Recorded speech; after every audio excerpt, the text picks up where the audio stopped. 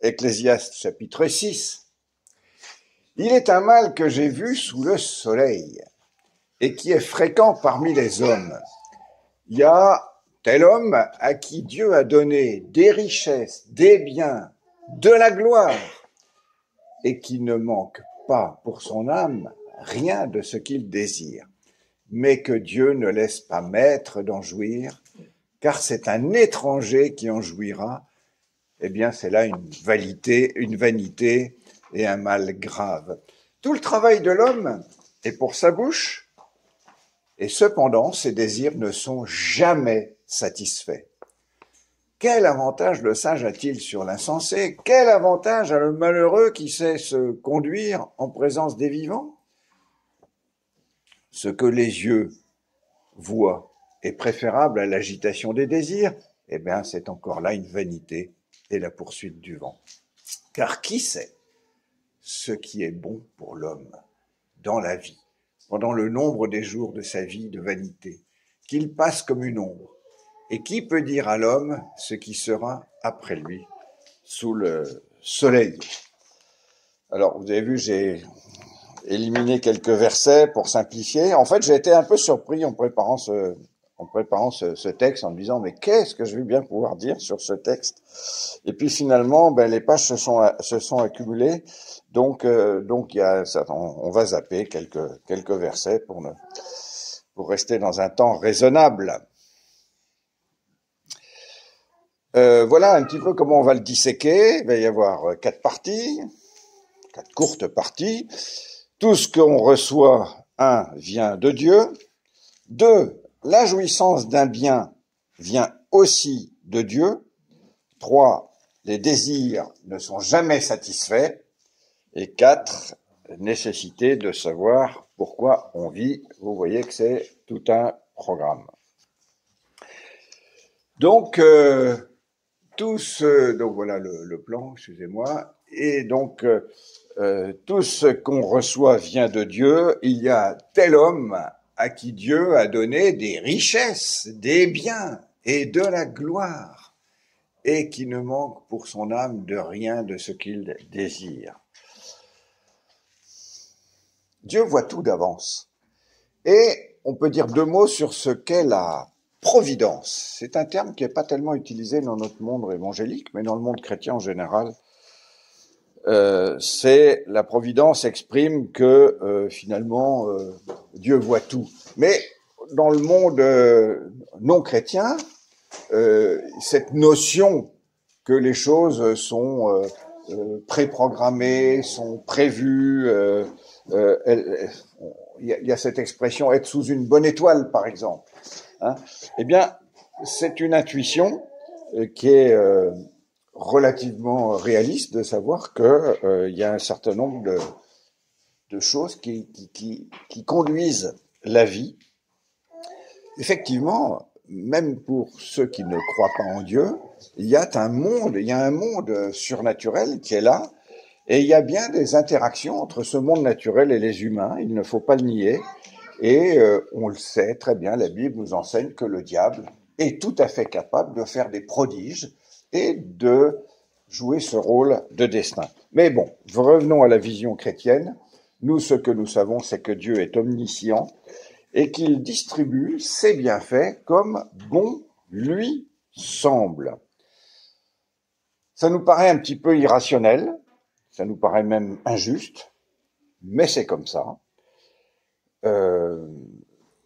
C'est un questionnement qui est tout à fait légitime, c'est de dire mais pourquoi il y en a qui reçoivent tant, pourquoi il y en a qui reçoivent si peu, au même titre que on se pose toujours cette question concernant l'élection du peuple d'Israël dans l'Ancien Testament, l'élection de ceux qui sont élus dans le Nouveau Testament, et on a envie de dire humainement, c'est pas juste. Mais la Bible nous le confirme, et donc situe la justice de Dieu. Nous, on a envie de dire c'est pas juste. Ben non, la justice de Dieu, elle est autrement, elle est à un autre niveau. La justice de Dieu, ce n'est pas de donner la même chance à tous, sur le plan humain ni sur le plan matériel, mais Alors, c'est un peu le devoir de la République. Hein, on parle beaucoup de la République et des valeurs républicaines, et effectivement, une des richesses de la République, notamment en France, hein, puisqu'en France, on paye énormément de charges sociales pour pouvoir redistribuer, essayer au mieux de faire cette justice humaine, c'est-à-dire de donner à tous la même chance. Dieu, c'est différent. Dieu, c'est différent parce que la justice de Dieu, eh bien, c'est de se retrouver en communion avec lui. C'est ça qui est le plus important pour Dieu. Et donc, Dieu ne se situe pas à l'échelle du siècle présent, c'est-à-dire de la petite vie que nous allons mener avec ses avantages et ses difficultés, notamment matérielles, mais Dieu se situe dans une perspective de relation avec lui et dans une perspective éternelle. Autre point, c'est que la jouissance de ces bienfaits que nous recevons de Dieu, eh bien,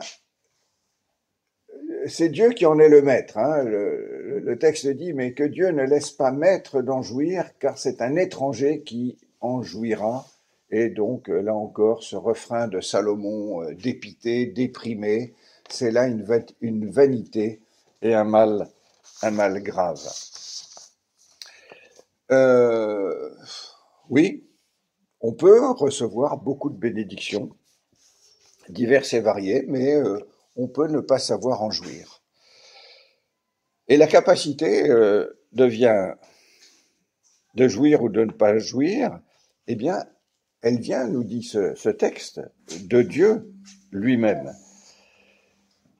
Donc, il faut vraiment tenir compte dans notre relation à Dieu de ce fait-là.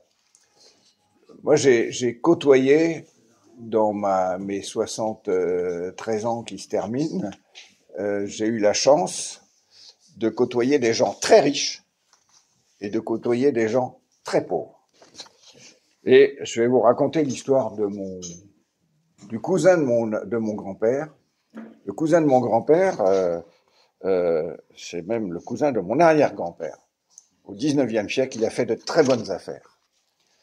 Et puis, il a transmis à son fils, à la fin du 19e siècle, vraiment une affaire qui marchait très bien. Et puis, ce fils, il a eu 2 fils, qui étaient donc des cousins un peu à la mode de Bretagne de mon père. Mais ils se connaissaient bien, et ces 2 fils de la génération de mon père, je les ai bien connus. Et il avait vu que le second fils était beaucoup plus dégourdi, beaucoup plus éclairé, beaucoup plus sage pour reprendre la direction des affaires. Et donc, il a décidé que ce soit son second fils qui soit le patron de ce business.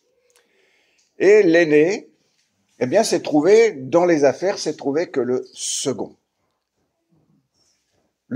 d'une entreprise énorme, puisque la génération d'après, elle est classée dans les 300 plus grandes fortunes de France, c'est-à-dire qu'on parle là de centaines de millions. Donc vous voyez, il s'agit de gens qui ont une fortune considérable. Eh bien, ce deuxième fils, ce fils aîné qui s'est retrouvé en position de second à la tête de cette énorme fortune, il s'est suicidé. Ça a été le drame de sa vie. À la tête de centaines de millions, le numéro 2, le drame de sa vie, c'est qu'il n'était pas le premier. Donc vous voyez, on peut très très bien recevoir de Dieu les plus grandes fortunes, les plus grandes richesses, et puis passer sa vie à être déprimé.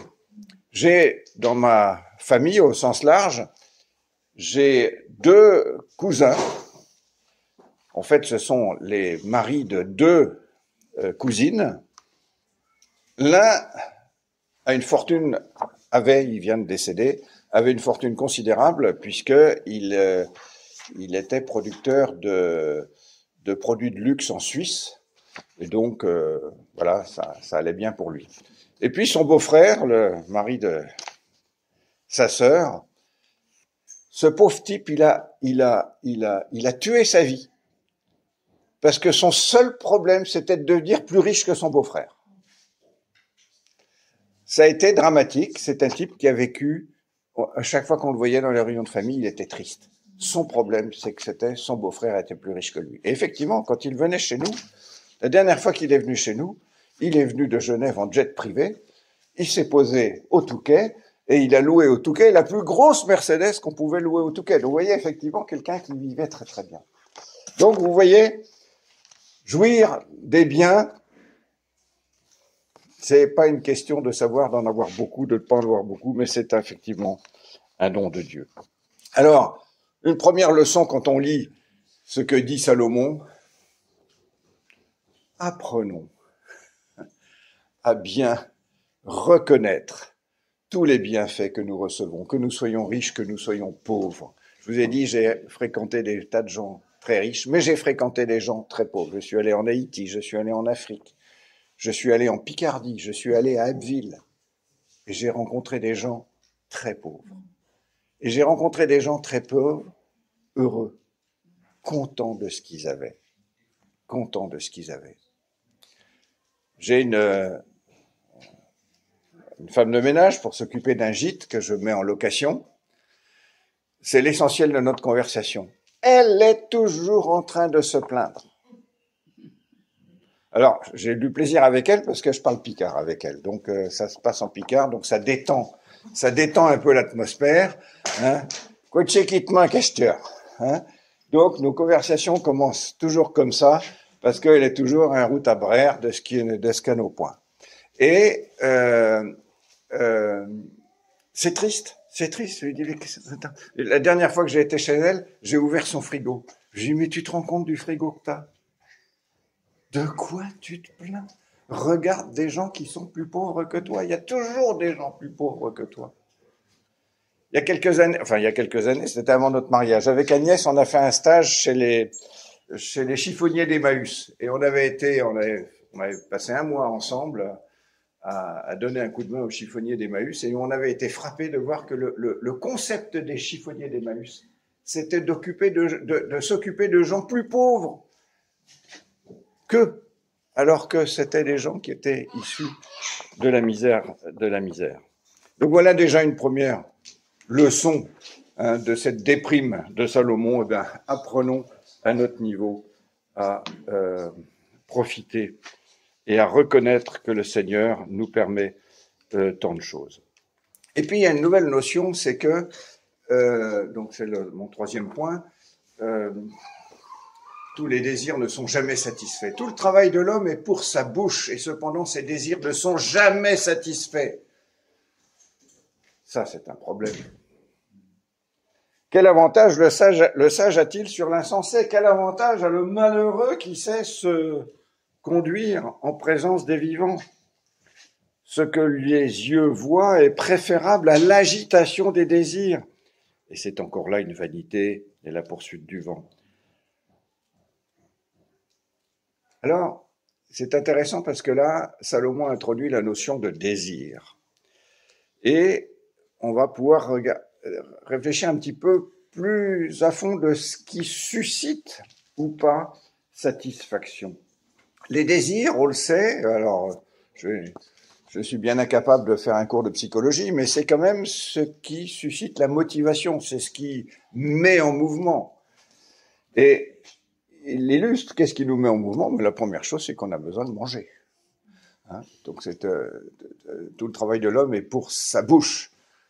Et oui, on a besoin de survivre et tout le reste devient accessoire parce que si on peut pas manger, si nous n'avons pas notre pain quotidien, tiens, notre Père, 7 requêtes. Et sur ces 7 requêtes, il y a une requête qui concerne ma vie courante, ma vie. Seigneur, donne-moi le pain quotidien, donne-moi de quoi satisfaire ma bouche, tout simplement. Et Salomon laisse entendre que il n'y a pas que cela. Il y a une multitude de désirs qui peuvent rentrer en agitation et qui peuvent bombarder notre esprit. En fait, Salomon, il a pressenti un petit peu, vous avez peut-être entendu parler de la pyramide de Maslow. Monsieur Maslow a beaucoup travaillé sur les motivations et il a très bien défini que les besoins physiologiques, les besoins sont la première chose auquel nous avons besoin. Nous avons besoin de vivre, d'être en bonne santé, nous avons besoin de manger, nous avons besoin de nous reproduire, évidemment, et nous avons besoin de sécurité. Et une fois que nous avons satisfait ces besoins, eh bien, nous pouvons nous permettre, c'est pas que nous pouvons nous permettre, à ce moment-là apparaissent d'autres besoins qui sont les besoins, alors Maslow parle des besoins d'appartenance, des besoins d'amour, des besoins d'estime de soi, ou des besoins d'accomplissement de soi qui arrivent un petit peu en position ultime. Et donc, c'est l'idée qu'on ne peut pas finalement satisfaire tous les besoins tant qu'on n'a pas déjà satisfait les besoins primaires. Et c'est évident que Salomon, c'est vraiment l'exemple de quelqu'un qui a pu totalement satisfaire ses besoins primaires de nourriture et puis de reproduction, puisque on sait qu'il avait une abondance de femmes. Eh bien, la porte était ouverte pour tous les autres besoins et de chercher à satisfaire des tas d'autres besoins. Et là, il dit que finalement,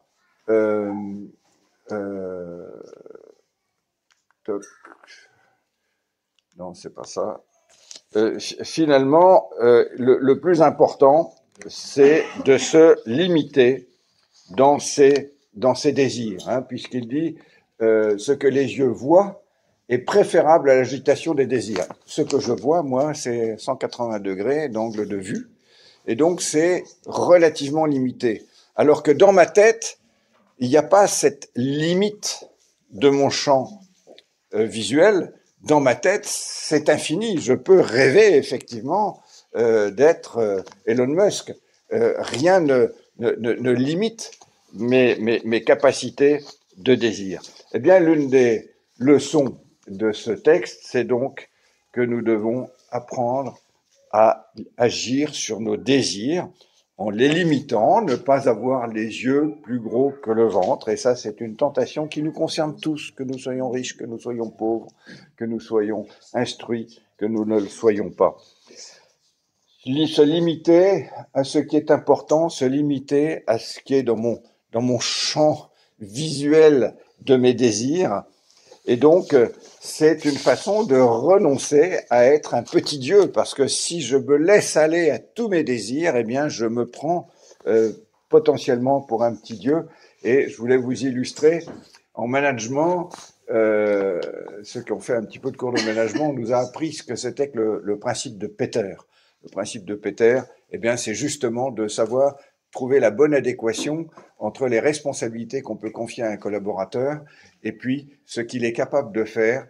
Et sinon, eh bien, on génère de l'angoisse. Eh bien, c'est la même chose, c'est la même tension qui se crée si je pars dans des désirs sans limite, hein, alors que finalement, mes désirs doivent être limités à ce qui est nécessaire. Et le psaume 131 exprime assez bien « Éternel, je n'ai ni un cœur qui s'enfle, ni les regards hautains. » Donc, vous voyez, je me donne des limites. Je ne m'occupe pas de choses trop grandes et trop révélées pour moi. Eh bien, la conséquence de cela, c'est que j'ai l'âme calme et tranquille, comme un enfant sevré qui est auprès de sa mère. J'ai l'âme comme un enfant sevré. Et vous rencontrez tous les jours des gens qui ont des désirs infinis, des besoins infinis et qui ne peuvent pas avoir l'âme calme et tranquille, qui ne sont jamais sevrés. Voilà ce que nous illustre ce psaume. Et donc, l'autre chose, c'est d'une part donc de limiter les désirs. L'autre chose, eh bien, c'est de réorienter les désirs vers les bons désirs, ceux qui sont conformes à ce que Dieu veut pour moi. Tout à l'heure, nous avons chanté mon plus beau désir. Vous vous souvenez qu'on a chanté ça? Je crois que c'était dans le dernier show. On a chanté que mon plus beau désir, c'était de te connaître mieux, de demeurer en toi, de t'appartenir. Et puis là, vous avez un certain nombre de citations de psaumes qui vous montrent comment les psalmistes, eh bien, canalisent leur désir pour que ces désirs soient des bons désirs et conformes à ce que Dieu veut pour moi, pour mon bonheur. Je fais une toute petite parenthèse pour vous parler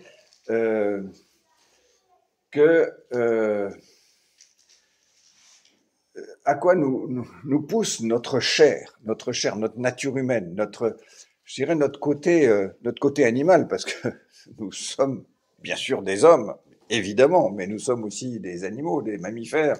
Eh bien, figurez-vous qu'il y a des chercheurs qui ont travaillé sur qu'est-ce qui se passe dans le cerveau pour que ces désirs cherchent toujours à faire plus, à avoir des besoins toujours plus importants. Alors tout ça, ça a été résumé par un auteur qui s'appelle Sébastien Boller, qui a écrit un bouquin il y a quelques années qui s'appelle Le bug humain.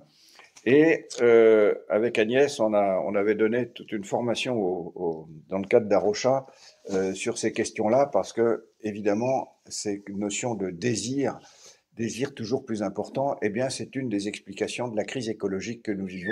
Et donc, dans le cadre d'Arocha, dans le cadre de séminaires de formation des ambassadeurs d'Arocha sur les questions écologiques, on avait travaillé cette question.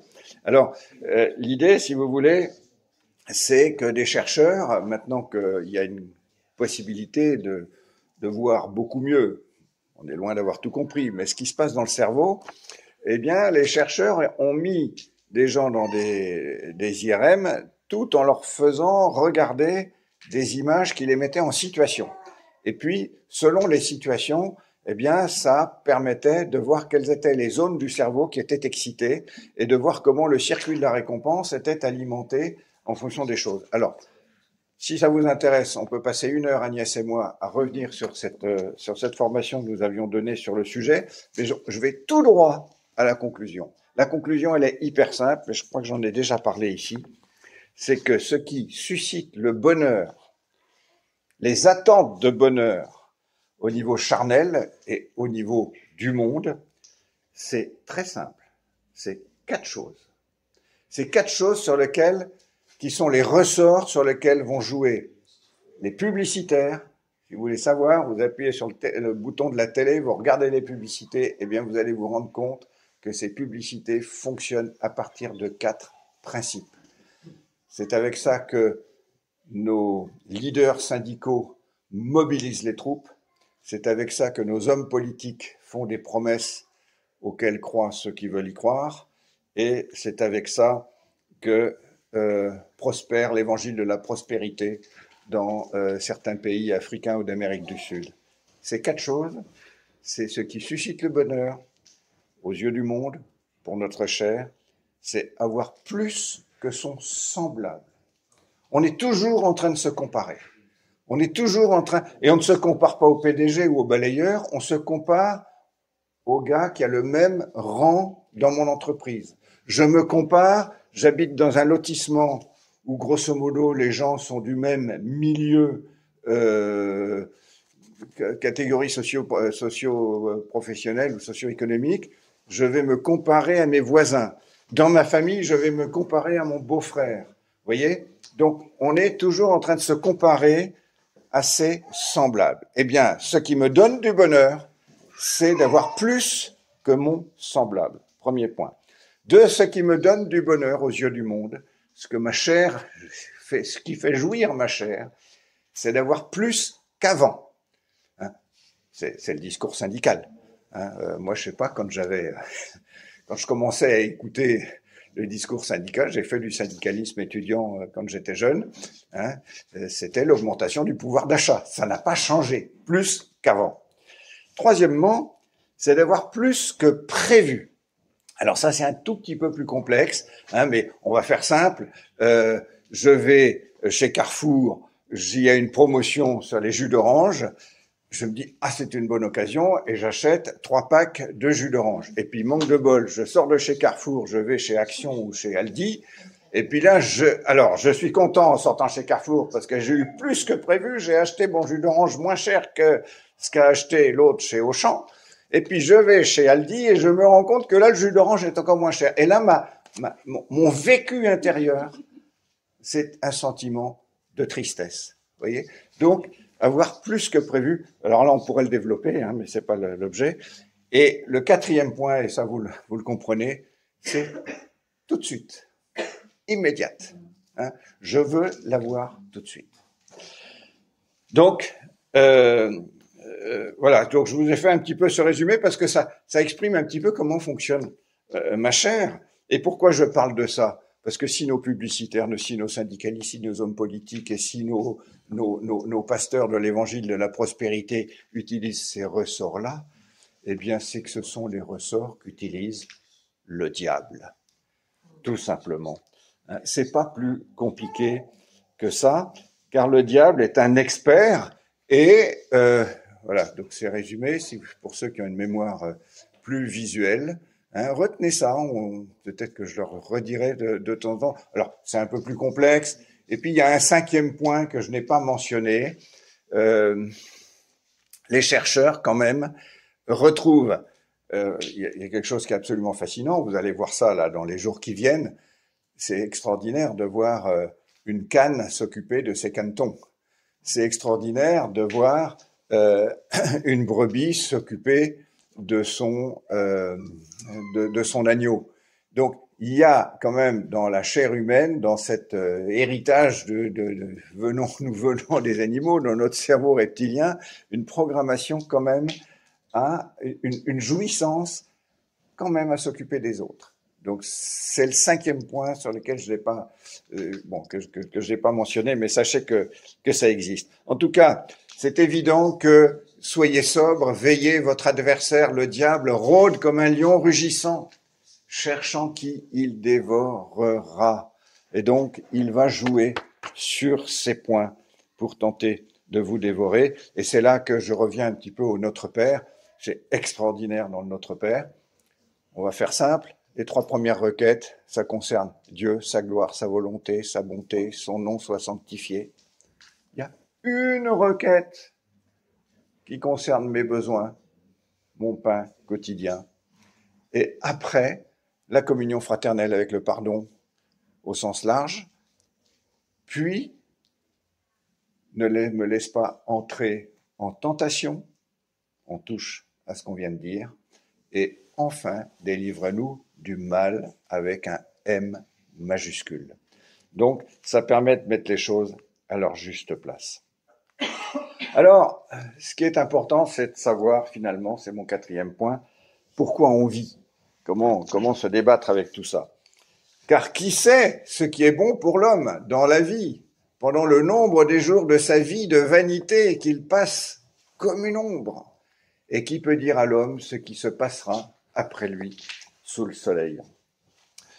Bon, potassant ce texte, mais je l'ai tellement souvent, cette grande pitié, cette grande compassion pour les agnostiques, pour ceux qui ne croient pas en Dieu, pour ceux qui ne croient pas au fait que après la mort, il y a une perspective, ceux qui n'ont une espérance que dans les 90 ans et qui n'ont pas le choix. Leur paradis, ils doivent le vivre. Ils ont 90 ans pour vivre le paradis, donc ils